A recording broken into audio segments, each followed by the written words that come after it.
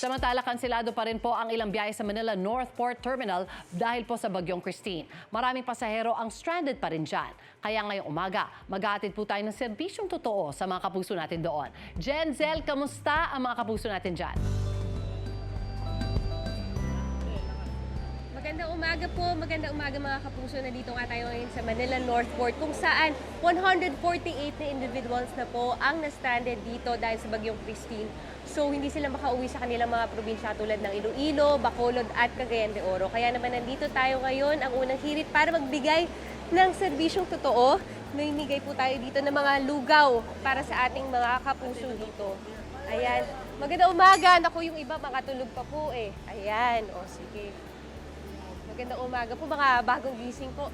Pwede po bang ma-interview po kayo, kuya? Magandang umaga po. Ano po pangalan natin? Ako po si Kenjiori po. So, saan po ang punta natin ngayon? Pupuntang Cagayan de Oro po. Cagayan de Oro. Kailan pa po kayo nandito? Yung 22. 22 pa po, okay. So, bakit niyo po napag-decide na dito na lang po kayo magstay kaysa umuwi muna po? Ang layo kasi sa trabaho namin, doon pa sa Ilocos Sur. Sa Ilocos Sur pa po, okay. So, nakakausap niyo naman po yung pamilya niyo sa Cagayan de Oro? Opo. Okay naman po kayo. May mensahe po ba kayo sa kanila, sa mga nag-iintay po sa inyo doon? Mukhang matagal pa po kayo makakabiyahe eh. Palang po, wag na lang po silang mag-alala kasi okay naman ako dito. Okay naman po kayo dyan. O sige, maraming salamat po. At dagdag tulong din po sa inyo mula sa unang hirit. Meron po kaming raincoat at ito po payong para naman po safe kayo tuwing umuulan. Ayan, sige. Ingat po kuya. Ayan, tuloy-tuloy lang ang pamimigay natin ng mga lugaw. Nako, may mga matatanda, may mga bata tayo. Makikiraan lang po Ayan, may mga bata din po tayong na-stranded dito. Ayan po, ito. Good morning po. Hello po, ayan. Pwede po kayo may tanong. Sino po ang may kasama ng bata dito? Kayo po. Hello po, ano pong pangalan natin? Ray po, Ray.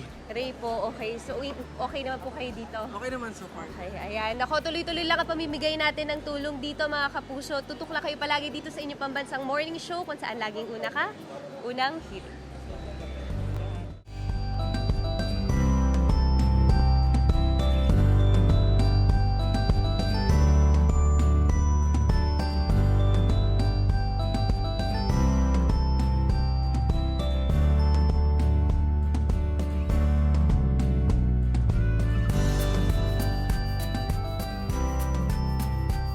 Paalala po ulit mga kapuso, uulan pa rin po sa malaking bahagi ng bansa dahil sa bagyong Christine, kaya ingat po tayong lahat. Tuloy pa rin ang pag-ati ng serbisyong totoo dyan sa mga stranded na pasahero sa Manila Northport. Ayan po sila. At patuloy nating tututukan ng latest update sa bagyong Christine bukas dito na sa inyong pambansang morning show kung saan lagi una ka sa Unang Hirit!